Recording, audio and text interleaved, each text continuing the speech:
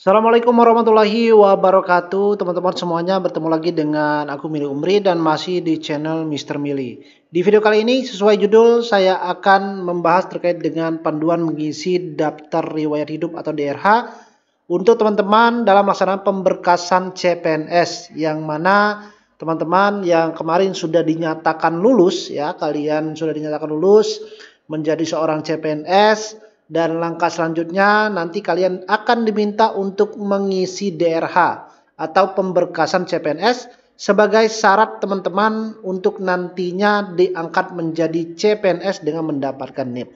Jadi silakan kalian bisa tonton video ini sampai selesai dan tentunya jangan di skip ya, agar tidak ada bagian-bagian yang tentunya kalian lewati atau kalian mungkin ada yang tidak paham. Nantinya kalian bisa menonton terkait dengan video panduan mengisi DRH ini.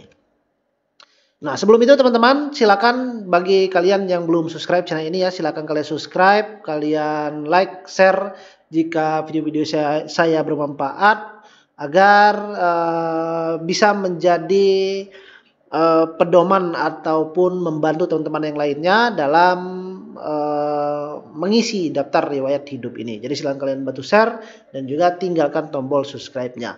Dan pertama, ini terkait dengan daftar hidup ini, saya ingin menjelaskan bahwa daftar riwayat hidup atau pengisian DRH dan pemberkasan CPNS ini, setiap instansi itu dilakukan setelah pengumuman Paskasangga atau masa sangga selesai. Jadi kalian yang kemarin sudah dinyatakan lulus menjadi seorang CPNS, posisi kalian itu sebenarnya belum aman ya, karena ada masa sangga.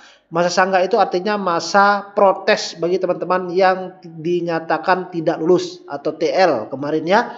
Dan nanti pada selesai masa sangga atau pengumuman masa sangga nanti baru akan dilakukan pengisian DRH. Kenapa pengisian DRH dilakukan setelah selesai masa sangga? Karena pada masa sangga tersebut biasanya ada beberapa peserta ya, terkadang mereka lulus. Dalam artian yang tadinya dinyatakan TL tidak lulus dan setelahnya mereka dinyatakan lulus ya. Jadi sebelumnya TL atau tidak lulus, kemudian dinyatakan menjadi lulus. Nah, baru nanti selesai semuanya baru pengisian DRH atau daftar riwayat hidup ini.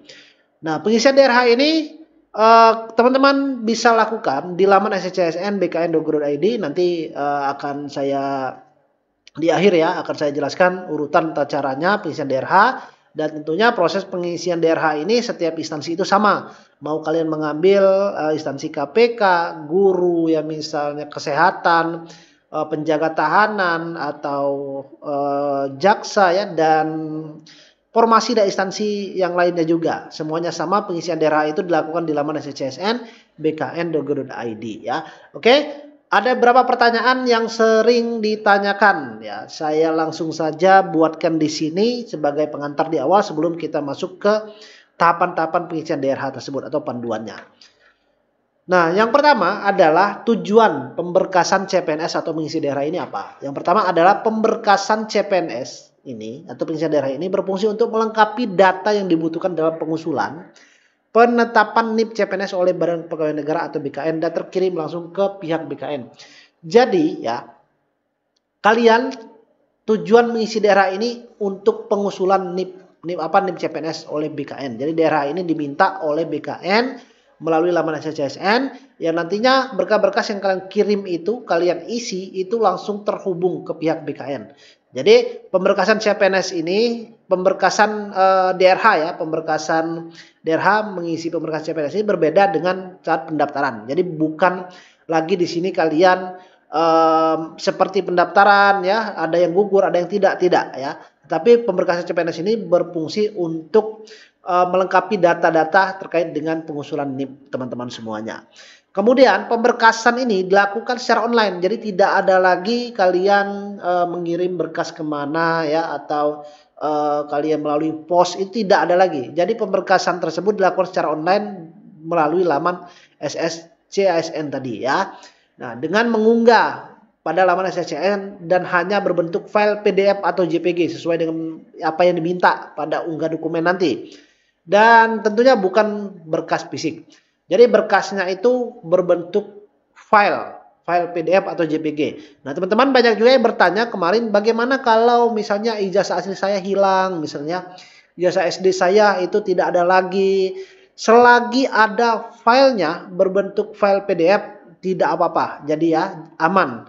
Intinya jangan dipusingkan selagi kalian ada file berbentuk PDF, itu tidak jadi masalah. Jadi bukan file asli dalam artian itu file fisiknya ya, tetapi file PDF-nya, tetapi tetap yang asli. Misalnya kalian masih bekerja nih, kemudian kalian belum resign dan ijazah kalian itu ditahan oleh perusahaan misalnya ya, ijazah SLTA kalian. Nah, cukup kalian unggah nanti itu adalah berbentuk filenya saja, bukan yang berbentuk fisik kalian kirim kemana, tidak ya, berbentuk filenya. Jadi pemberkasan ini dilakukan secara online, kemudian berbentuk file ya, bukan berkas fisik. Kemudian ada yang bertanya juga, apakah dokumen harus dilegalisir? Dokumen tidak perlu dilegalisir. Kenapa dokumen dilegalisir? Itu karena kemarin ataupun tahun-tahun sebelumnya ya, itu mengirim berkas berbentuk berkas fisik melalui pos. Dikhawatirkan kalau tidak dilegalisir, kan yang dikirim bentuk fotokopian kan kalau dulu ke pos. Jadi dikhawatirkan ada kecurangan atau manipulasi ya. Nah, dengan adanya sistem online sekarang ini, maka berkas-berkas tersebut tidak perlu lagi dilegalisir. Jadi cukup yang diunggah berbentuk file itu adalah berkas yang aslinya. Jadi kalau teman-teman yang mendaftar CPNS kemarin kan berkasnya masih ada, ya cukup gunakan berkas itu. Misalnya KTP-nya, pas fotonya ya. Nah, cukup gunakan berkas itu, kalian unggah lagi. Oke, itu yang pertama ya. Yang kedua, pemberkasan ya. Pemberkasan ini bukan seleksi. Sekali lagi sudah saya jelaskan, bukan seleksi. Jadi pemberkasan akhir atau pengisian DRH ini bukan tahapan seleksi ulang. Jadi bukan berbentuk kalian mendaftar ada yang gugur, ada yang lolos pada tahap pengisian DRH ini atau berkas itu, tidak ya. Jadi pemberkasan ini sekali lagi tujuannya untuk melengkapi dokumen yang diminta sesuai kebutuhan instansi dari BK dan BKN. Jadi kalian melengkapi untuk mengisi NIP. Jadi jangan khawatir kalau misalnya ada yang bilang ya, misalnya nanti DRH ini ada yang gugur ya, itu tidak benar kecuali kalian memang DRH ini tidak mengisi sama sekali. Nah, itu mungkin akan gugur ya. Tetapi kalau kalian mengisi walaupun ada salah, misalnya salah tipe dan sebagainya, itu tidak akan menggugurkan. Malah nanti akan diberitahu oleh pihak BKN melalui WhatsApp biasanya jika terjadi kesalahan. Jadi ingat, pemberkasan akhir ini atau pengisian DRH bukan tahapan seleksi, jadi tidak menggugurkan ya, kecuali kalau memang kalian tidak isi. Nah, itu akan gugur. Tapi kalau kalian mengisi ya, itu tidak akan ada yang nama seleksi, ada yang digugurkan lagi, atau misalnya seperti pendaftaran awal ya. Ingat, itu yang banyak ditanyakan juga ya. Kemudian selanjutnya, jika terdapat kesalahan pada pengisian, ini saya jelaskan tadi, unggah dokumen di pendaftaran awal tidak jadi persoalan karena tidak ada kaitan dengan pemberkasan akhir. Nah, jadi kalau teman-teman kemarin banyak bertanya, Bang, saya di pendaftaran awal kemarin itu salah masukkan tanggal lahir misalnya, tapi saya lolos dan saya alhamdulillah lolos juga nih CPNS. Nah, kira-kira pengaruh dari pemberkasan akhir? Tidak jawabannya. Karena kenapa? Sekali lagi saya ingatkan, tidak ada kaitannya pendaftaran awal dengan pemberkasan akhir. Apapun yang kalian isi di pendaftaran awal kemarin ya, pendaftaran SCCSN pas baru mendaftar CPNS, itu kalian hiraukan saja. Anggap hal tersebut sudah lalu. Jadi jangan menjadi acuan lagi. Sekarang yang diunggah sekarang itu adalah berkas yang sebenarnya kalau ada perubahan data kalian masukkan ya. Jadi yang menjadi acuan dari BKN itu adalah pemberkasan yang ini ya, yang kalian lakukan saat mengisi DRH. Tidak ada lagi kaitannya dengan yang di awal kemarin. Nah, jadi isi sesuai dengan data diri kalian yang terbaru. Kalau ada perubahan akte, misalnya perubahan KTP, perubahan alamat KTP, ya masukkan yang sekarang. Tidak ada kaitannya lagi ya dengan yang kemarin-kemarin. Contoh misalnya nomor WhatsApp yang pendaftaran kemarin itu berbeda dengan yang sekarang digunakan ya. Berarti masukkan yang sekarang. Tidak kalian hiraukan ya. Tidak usah hiraukan di pendaftaran awal. Oke, itu yang kedua ya. Lanjut yang ketiga adalah data utama adalah data identitas diri. Jadi data utama tersebut yang biasanya akan lebih diutamakan oleh BKN ya. Jadi masalah misalnya KK yang digunakan sekarang tidak ada misalnya tanda tangan kepala keluarga, nggak jadi masalah ya. Yang penting adalah nama, tempat tanggal lahir, alamat, dan data pada ijazah pelamar itu benar ya. Jadi kalau misalnya terdapat data berbeda antara data di KK, KTP atau ijazah itu nggak jadi masalah ya. Karena biasanya kalau tahun-tahun sebelumnya itu data primer atau data utama yang digunakan adalah data yang ada pada ijazah. Nah ini ya, jika tidak terjadi sinkron antara data misalnya di KK, KTP, ijazah, yang digunakan adalah data ijazah, biasanya digunakan BKN. Kenapa ijazah tidak KK dan KTP? Karena ijazah ini sulit untuk dirubah, nggak mungkin ijazah dikeluarkan 2 kali. Kalau ada kesalahan biasa surat keterangan menyatakan salah misalnya. Kalau KK, KTP atau akte itu bisa dirubah ya. Gampang merubahnya. Tapi kalau ijazah ini nggak bisa dirubah. Itulah kenapa ijazah ini merupakan data utama. Intinya kalau nama kalian di KK, KTP itu berbeda dengan ijazah, nggak usah kalian pusingkan ya. Jadi cukup kalian pastikan ijazah kalian itu namanya ya benar ya, namanya benar, kemudian tempat tanggal lahirnya, alamatnya. Jadi kalau kalian mau merubah misalnya boleh juga, tapi cukup rubah KTP dan KK-nya saja. Sinkronkan dengan data ijazah ya. Jadi intinya kalau data ijazah itu aman ya sudah ya. Karena kan NIK kalian itu sudah terdaftar. Dalam artian kalian di awal pendaftaran kemarin kan NIK kalian sudah bisa login, sudah bisa mendaftar. Artinya apa? Ya aman ya. Tinggal nanti yang diambil biasanya data yang ada pada ijazah untuk pengusulan NIP atau pembuatan NIP CPNS nanti ya. Lanjut nomor 4, surat keterangan sehat dan bebas narkoba. Nah, ini juga banyak ditanyakan oleh teman-teman. Bisa teman-teman buat surat ini ya, bebas kesehatan, bebas narkoba, SKCK misalnya, SKCK itu bisa dibuat di seluruh wilayah NKRI. Kalau SKCK buatnya saran saya di Polres saja ya, bebas kalian mau buat di Polres mana. Kalau surat kesehatan buatnya setingkat rumah sakit umum daerah. Saya tidak sarankan swasta ya. Rumah sakit umum daerah, rumah sakit TNI atau rumah sakit Polri ya. Jangan di puskesmas atau klinik ya. Kemudian format surat ini, sehat ini, formatnya itu dikembalikan kepada format rumah sakit yang mengeluarkan. Jadi tidak ada format yang baku harus sama seluruh Indonesia, tidak.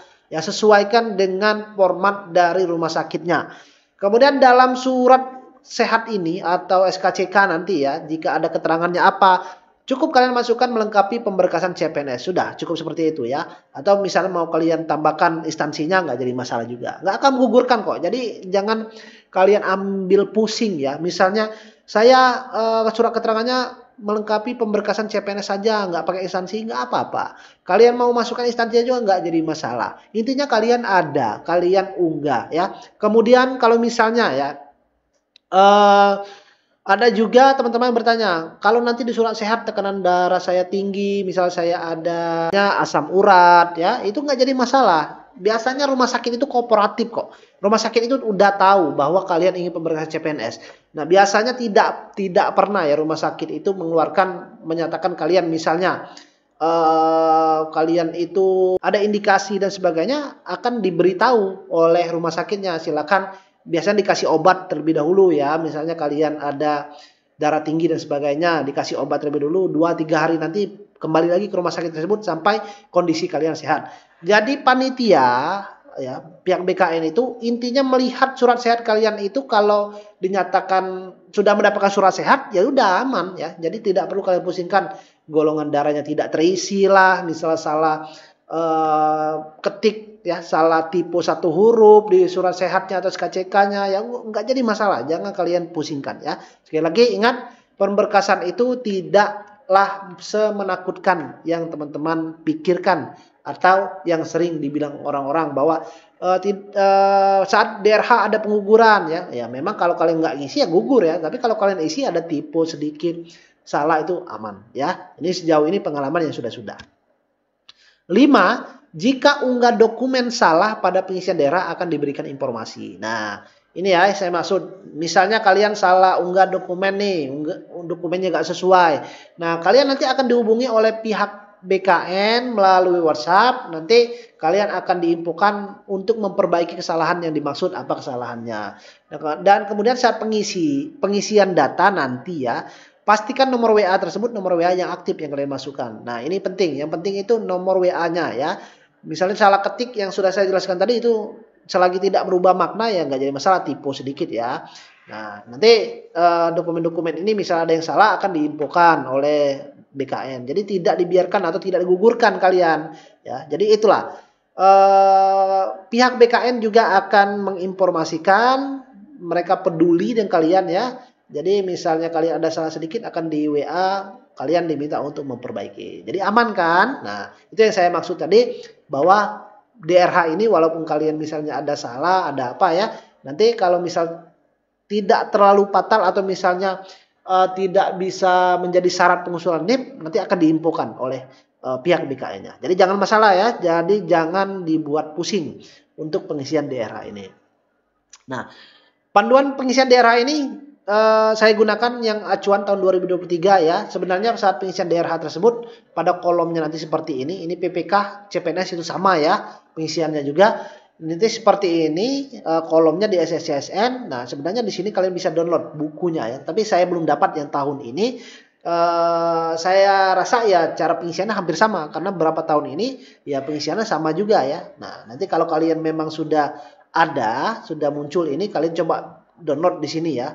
Saya rasa kurang lebih hampir sama terkait dengan panduan pengisian daerah ini. Nah, oke, kita akan bahas terkait dengan cara pengisian daerah ini ya. Yang pertama teman-teman ya, yang pertama kalian login terlebih dahulu ke akun SSCSN kalian masing-masing. Oke, kalian login ya. Saya highlight dulu nih. Nah, kalian login di sini, kemudian kalian masukkan passwordnya ya. Jadi jangan sampai salah nick dan password kalian. Kemudian kalian klik masuk dan nanti akan muncul seperti ini. Nah, tampilan seperti ini. Kalian akan melanjutkan pengisian daftar riwayat hidup dan pemberkasan CSN ya. Nah, nanti ada tombolnya ya atau tidak. Kalian bisa pilih ya. Misalnya kalian ingin mengundurkan diri nih. Nah, kalian pilih tidak nanti. Tapi kalau kalian ingin melanjutkan, kalian pilih ya. Dan kalau kalian pilih ya, nanti pengisian daftar riwayat hidup kalian klik di sini. Sekali lagi, buku petunjuk kalian bisa download di bawahnya. Nah, kalau kalian misalnya mengisi tidak nih ya. Nah, kayak gini. Tidak, saya ingin mengundurkan diri. Maka kalian klik ya. Klik saya ingin mengundurkan diri. Kemudian kalian nanti unggah file surat pengunduran diri. Filenya jangan khawatir, sudah ada formatnya ya. Nah, kalian klik di tautan sini, nanti akan muncul suratnya, kalian isi, kemudian kalian masukkan di sini. Nah, kemudian kalian setelah masukkan nanti klik iya, maka kalian tidak ya untuk melanjutkan pengisian daerah. Pertanyaannya, apakah akan di blacklist untuk penerimaan tahun depan penerimaan ikut ya CPNS? Tidak. Konsekuensinya ada atau tidak? Tidak juga ya. Kalau kalian misalnya udah lulus CPNS tapi tidak sesuai penempatan, kalian mau dapatnya di Jawa Tengah, tiba-tiba diletakkan di misalnya Pulau Sumatera, kalian nggak mau ambil nih, ya kalian bisa isi tidak. Jadi tidak ada konsekuensinya kalian misalnya di blacklist ya, atau kalian misalnya tidak boleh mendaftar lagi, jadi tidak ada ya. Jadi kalian bisa memilih di sini. Kalau kalian ingin melanjutkan, silahkan klik ya. Kalau tidak, ya kalian masukkan surat pengunduran dirinya. Oke, itu ya. Nah, kita lanjut ke teman-teman yang akan melakukan pengisian daftar riwayat hidup ini. Oke, kalian tentunya pilih ya. Nah, ingat. Ini yang perlu kalian baca ya. Pengisian data perorangan harap dilakukan dengan teliti, hati-hati karena data yang diisikan adalah data yang digunakan untuk pemberkasan CSN dan tidak dapat diubah setelah Anda mengisi daftar riwayat hidup. Nah, jadi kalian saat mengisi daerah itu walaupun memang tidak menggugurkan, tapi isinya dengan teliti. Jangan sampai ada WA dari BKN lah ya untuk memperbaiki. Oke. Kemudian Anda diwajibkan mengisi gelar depan, gelar belakang bila Anda tidak memiliki gelar depan belakang, silakan isi tanda strip. Nah, jadi kalau misalnya nanti ada beberapa data yang kalian rasa hal tersebut tidak sesuai atau dalam artian kalian memang tidak ada ya, silakan kalian isi tanda strip karena tidak bisa dikosongkan juga. Nanti kita lihat untuk contohnya. Nah, langsung ya kita ke Nah, ini setelah kalian klik ya tadi ya, ini ada beberapa bagian ya, tahapan. Kurang lebih ada 6 ya, ada 6 tahapan nanti akan kalian isi. Yang pertama adalah DRH perorangan. Nah, di sini ini perorangan. Oke. Nah, pada DRH perorangan ini langkah satunya adalah pengisian data perorangan. Nah, pada data ini sebenarnya ada beberapa data yang sudah secara otomatis terisi karena dia tersinkron dengan data yang kalian isi pada pendaftaran awal kemarin ya. Oke. Nah, ini kalau tandanya abu-abu biasanya ini sudah terisi. Jadi secara otomatis sudah terisi. Nah, kemudian kalian tinggal isi saja yang tentunya tidak atau bisa diklik ya. Kalau memang dia tidak bisa diklik berarti sudah secara otomatis ya. Oke. Gelar depan ijazah. Nah, kalau nggak ada gelar depan ijazah atau belakangnya silakan kalian letakkan tanda strip ya. Kalau memang ada, walaupun kalian mengambil formasi SOTA, misalnya kalian memang sudah sarjana nih, tetapi kalian mengambil formasi SOTA penjaga tahanan, ya kalian nggak apa-apa isi saja ya datanya di sini, oke, atau gelar kalian. Tempat lahir ijazah. Nah, tempat lahir ijazah ini bukan tempat di mana ijazah diterbitkan, ingat ya, bukan tempat di mana ijazah diterbitkan. Tapi tempat lahir teman-teman itu di mana sesuai dengan ijazah. Nanti kalian bisa klik di sini ya, nanti biasanya ada pilihan. Oke, kalian lahirnya di mana? Sama seperti kalian pendaftaran kemarin. Tempat lahir KTP ini biasanya sudah terisi ya. Kemudian tanggal lahir ijazah juga, kemudian tanggal lahir KTP. Kemudian jenis kelamin kalian bisa pilih, status perkawinan juga kalian bisa pilih, agama. Nah, email, kemudian nomor telepon. Nah ini nomor telepon ya. Nomor telepon, nomor ponsel bisa kalian samakan. Oke, jadi tidak jadi masalah kalian samakan. Nah, nomor ponsel ini kalian masukkan nanti nomor ponsel yang tercantum atau yang aktif ya, nomor WA-nya. Oke. Hanya angka tanpa tanda baca, maksimal 15 digit. Biasanya udah 12, kadang 13 ya nomor telepon tersebut. Nah, nomor telepon ini ya, kalau memang nomor telepon kalian saat pendaftaran itu berbeda, kalian gunakan nomor telepon sekarang itu yang aktifnya, yang kemarin nggak aktif. Ingat sekali lagi saya sampaikan, jangan hiraukan proses pendaftaran. Anggap proses pendaftaran udah selesai. Silakan kalian isi data yang sekarang, yang sebenar-benarnya sekarang ya. Isi data nomor telepon yang sekarang yang aktif. Oke. Alamat domisili, kalian bisa isi alamat domisili tersebut, alamat di mana kalian bertempat tinggal sekarang ya. Kalau sesuai KTP ya sudah isi sesuai KTP. Tapi kalau kalian memang tidak sesuai KTP, KTP kalian misalnya orang Jawa Barat, kalian tinggal di Jakarta, berarti domisili kalian di Jakarta. Isi domisili kalian berarti yang ada di Jakartanya ya. Oke. Nah, pada kelurahan atau desa, jika kelurahan desa tidak ada pada daftar ya, pilih kelurahan lainnya. Nah, berarti kalau misal tidak ada pada daftar, misalnya kalian udah pilih nih, udah cari nih, di sini ya nggak ada nih. Kalian silakan klik lainnya, nanti kalian bisa tulis sendiri di sini, kelurahan atau desanya. Oke. Kemudian jalan, alamat, dan kode pos. Silakan kalian masukkan. Ini kode pos ini lihat di Google banyak ya.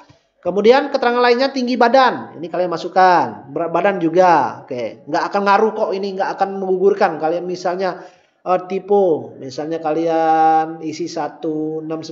Atau misalnya 170, 171. Nggak apa-apa. Yang kalian isi ya.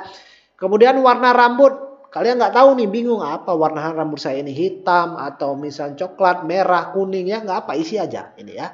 Bentuk rambut juga tinggal dipilih, bentuk muka juga, warna kulit kalian tinggal pilih ya, silakan. Kalian sesuaikan kira-kira aja, tidak harus tepat. Ini nggak akan menggugurkan juga ya. Ciri khas kalian, kalau ada ciri khas misalnya ada tato ya, dalam artian bukan tato ya, lebih tepatnya tanda lahir ya. Oke, bukan tato nih, tanda lahir. Nah, kalau nggak ada nih ya, kalian nggak tahu misalnya. Ya udah, silakan kalian klik strip saja ya. Kalian bukan klik ya, tulis tanda strip saja atau min.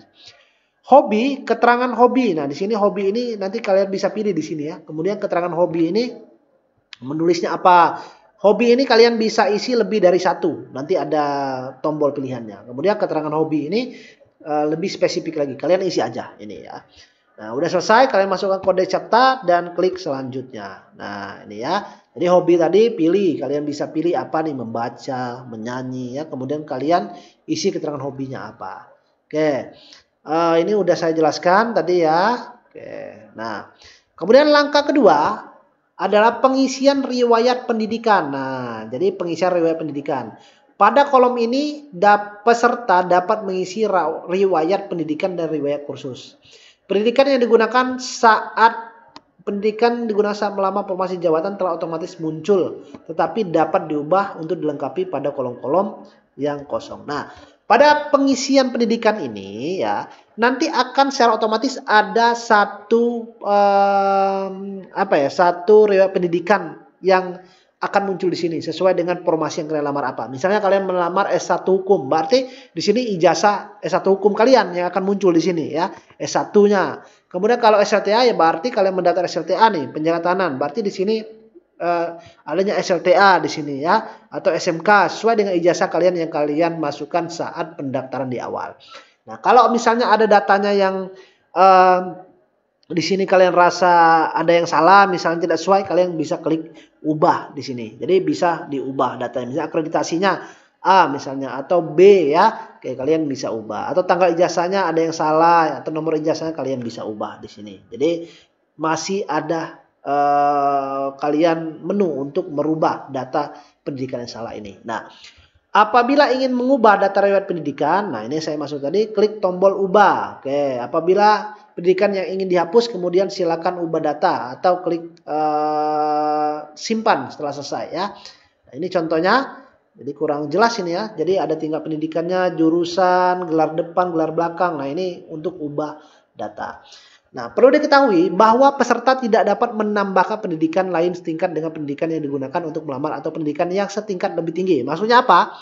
Jadi nanti teman-teman ini diminta untuk mengisi ya, tambah pendidikan, kalian diminta untuk mengisi ijazah mulai dari tingkat SD, SMP, kemudian SLTA, kemudian sampai tingkat terakhir ya, sampai tingkat terakhir teman-teman saat mendaftar. Misalnya seperti ini, kalian mendaftar formasi CPNS penjaga tahanan, artinya mendaftar menggunakan ijazah SLTA sederajat ya, entah itu ijazah SMK, SMA atau madrasah aliyah.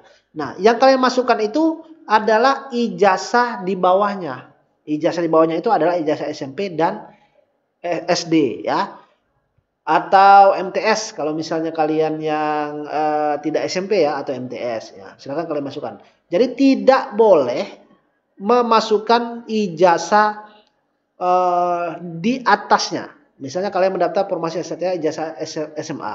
Kalian karena sudah ada ijazah S1, kalian masukkan data ijazah S1 di sini, tambah pendidikan S1, maka akan secara otomatis tertolak, bukan gugur ya, tapi tertolak ya, karena di sini sudah dijelaskan ya bahwa peserta tidak dapat menambahkan pendidikan lainnya setingkat dengan pendidikan digunakan untuk melamar atau pendidikan yang setingkat lebih tinggi. Jadi kalau melamar ijazah S1, kalian tidak bisa memasukkan data S2 kalau misalnya kalian sudah ada. Hanya bisa memasukkan data SLTA, SMP, dan juga SD-nya.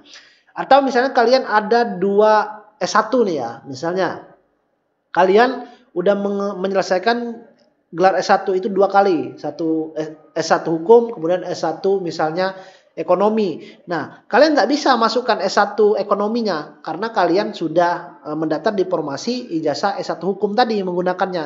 Jadi S1 ekonominya itu tidak bisa. Nah, ini yang dimaksud dengan pendidikan lain yang setingkat dengan pendidikan digunakan atau pendidikan yang setingkat lebih tinggi. Nah, paham ya? Untuk ijazah ini intinya kalian di sini masukkan data ijazah. Data ijazah ini pendidikan di bawah ijazah yang sudah ada otomatis tadi. Nah, caranya adalah kalian tambah pendidikan, kemudian kalian masukkan tingkat pendidikannya apa, SLTP ya, kalian bisa pilih di sini. Jurusannya apa, kemudian nama sekolahnya, perguruan tingginya. Jadi nama sekolah perguruan tinggi ini kalau memang sudah berubah nama kampus kalian, nama sekolah kalian misalnya, masukkan sesuai dengan nama di ijazahnya ya, bukan nama yang berubah sekarang, tapi nama yang sesuai ijazahnya. Oke. Akreditasi kalau kalian nggak tahu ya kalian masukkan aja A, B, C ya nggak jadi masalah juga. Tempat ini kalian masukkan juga nama kota atau negara ya, nama tempat ijazah diterbitkan. nomor ijazahnya, tanggal ijazahnya, kemudian nama pejabat penandatangan ijazah, siapa, kepala sekolahnya atau rektor atau siapa ya. Kalian klik simpan. Nah, kemudian berikutnya ketentuan pengisian data riwayat hidup pendidikan kursus pelatihan, yaitu isilah riwayat pendidikan dengan riwayat pendidikan formal mulai dari SD. Artinya apa? SD ya, mulai dari SD. Yang TK nggak perlu. Kemudian untuk tingkat pendidikan SD, SMP, SMA, masukkan jurusan sekolah dasar, SLTP, SMP, SLT, SMA, dan seterusnya. Sesuai nomenklatur jenis sekolah di ijazah. Nah, ini yang saya maksud tadi, bahwa masukkan nama sekolahnya atau perguruan tingginya yang sesuai dengan data ijazah. Kalaupun nama sekolah kalian sudah berubah, tidak perlu dibuat yang perubahannya. Cukup yang sesuai ijazah saja. Untuk tingkat pendidikan SMK, masukkan nama jurusan SMK-nya. Nah, ini kalian masukkan juga nama SMK-nya ya, nama jurusannya. Kemudian untuk tingkat pendidikan perguruan tinggi, masukkan nama prodi jurusan yang sesuai dengan ijazah. Nah, nanti kalian masukkan di sini saat pengisian tambah pendidikan. Oke. Kemudian, jika teman-teman ya ada riwayat kursus, nah kalian juga masukkan di sini ya. Jadi kalian masukkan riwayat kursus. Tapi kalau memang tidak ada, ya tidak jadi masalah, tidak diisi ya. Jadi kalian mengisi riwayat kursus atau tidak itu nggak akan mempengaruhi dari gaji, tidak akan mempengaruhi dari pangkat kalian ya. Jadi tidak ada pengaruhnya. Oke, itu ya. Teman-teman harus paham. Tapi kalau memang ada kursus ya nggak jadi masalah, kalian masukkan juga. Oke. Kemudian kita lanjut. Ketiga adalah pekerjaan. Nah, pekerjaan ini kalau memang teman-teman ada riwayat pekerjaan. Ada bertanya, misalnya Bang, saya ini pernah bekerja. Misalnya saya pernah bekerja di perusahaan. Kemudian itu pengaruh nggak kira-kira nantinya dalam saya misalnya menjadi seorang CPNS. Atau misalnya saya nanti dapat pangkat lebih tinggi, gaji saya lebih besar. Sekali lagi nggak akan berpengaruh. Ya, ini hanya mengisi daftar riwayat hidup dalam artian kalau kalian misalnya ada riwayat pekerjaan ya kalian masukkan di sini ya. Kalau memang tidak ada ya nggak jadi masalah juga. Jadi jangan kalian misalnya harus dipaksakan ada atau misalnya kalau nggak ada ini akan gugur, nggak ya, nggak akan gugur. Jadi kalau misalnya ada riwayat pekerjaan, penghargaan atau prestasi silakan kalian masukkan. Kalau memang tidak ada, ya nggak usah dimasukkan. Jadi opsional ini ya, pilihan. Lanjut, kemudian ini kalau memang ada ya kalian masukkan di sini. Nah ini instansi pemerintah apa, kemudian jabatannya apa ya kalian masukkan. Kalau nggak ada ya udah langsung next saja. Oke, ini contoh-contohnya. Kemudian prestasinya juga. Kemudian langkah berikutnya adalah langkah keempat adalah pengisian riwayat keluarga. Nah, pengisian riwayat keluarga ini biasanya yang ada pada kartu keluarga.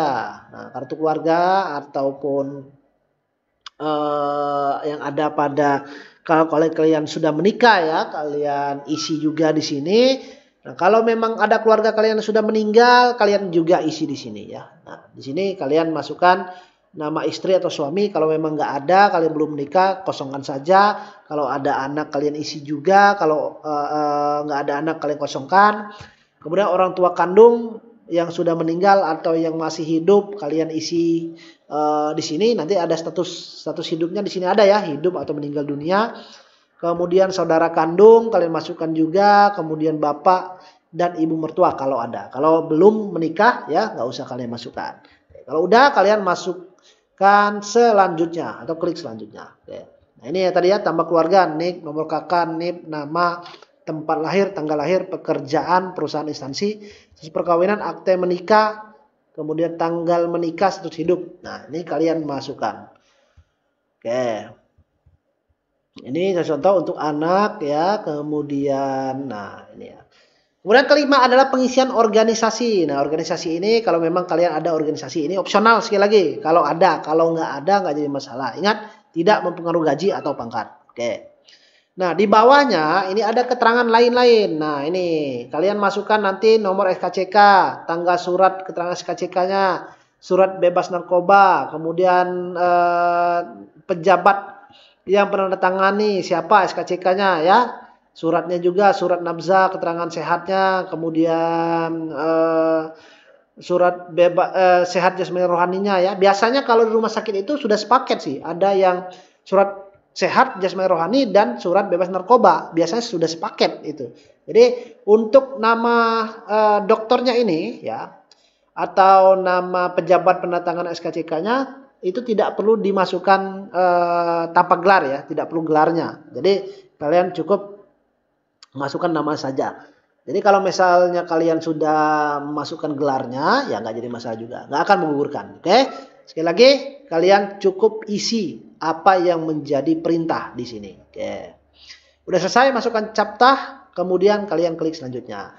Nah, pada menu selanjutnya ini, mana ini? Ini contoh tadi ya. Pada menu selanjutnya adalah unggah dokumen. Nah ini langkah ke-6 atau langkah terakhir adalah unggah dokumen. Di halaman ini peserta diwajibkan melakukan 2 kali cetak DRH yang telah diisi dengan klik tombol cetak daerah perorangan dan cetak DRH riwayat. Oke, langsung kita ke sini ya. Nah, ini. Jadi kolom terakhir adalah dokumen, unggah dokumen. Sebelum itu kalian cetak DRH perorangan dan cetak DRH riwayat. DRH perorangan ini adalah DRH yang ini ya. Nah, perorangan di sini tadi yang kalian isi. Cetak DRH riwayat ini yang ini, pendidikan, pekerjaan, keluarga, organisasi. Nah, ini kalian cetak. Nah, ada beberapa kolom nanti kalian harus ditulis tangan. Nah, itulah kenapa kalian cetak ini dulu. Kemudian setelah kalian cetak, kalian scan nanti ya menggunakan e-materai biasanya.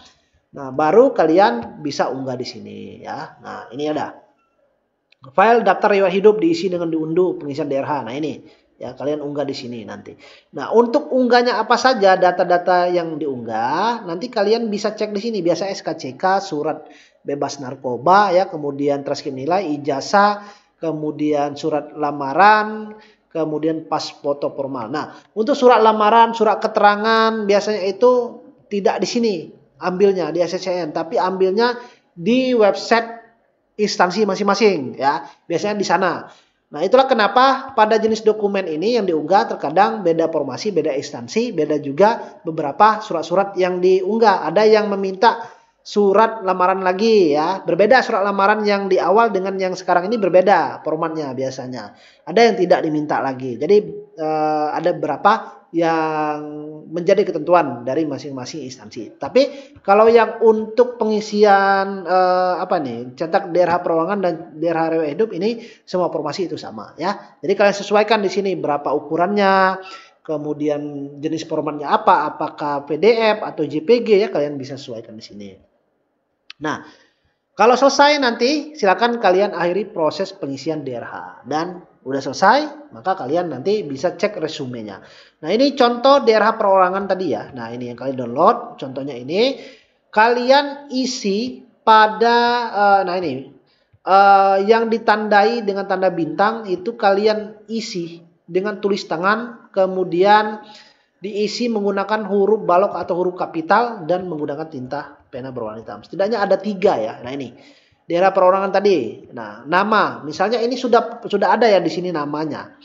Misalnya ada namanya yang salah. Nah, kalian tulis di sini namanya. Kalau misalnya sudah sama ya kalian masukkan lagi. Tapi kalau memang ada ejaan yang salah, kalian tulis tangan di sini. Nah, itulah yang dimaksud dengan memperbaiki dokumen tadi. Dalam artinya kalau misalnya nama kalian salah atau tempat lahir kalian salah, kalian tulis di sini yang benarnya. Nah, ini ya tanggal lahir, tempat tanggal lahir dan nama. Ini yang paling penting ya. Nah, kemudian jenis kelamin ini biasanya ini sudah terisi semua. Sudah otomatis ya, sudah ada. Hanya ada beberapa yang kalian isi. Pokoknya ada tanda bintang ini kalian isi tulis tangan huruf kapital bertinta pena berwarna hitam ya. Nah, untuk DRH riwayat ini ya ini tadi ya kalian isi tadi terkait dengan pendidikan, kalau memang kursus sudah selesai semua, maka di bawahnya nanti akan ada tanda tangan nih. Nah, tanda tangan mana nih? Nah, ini ya.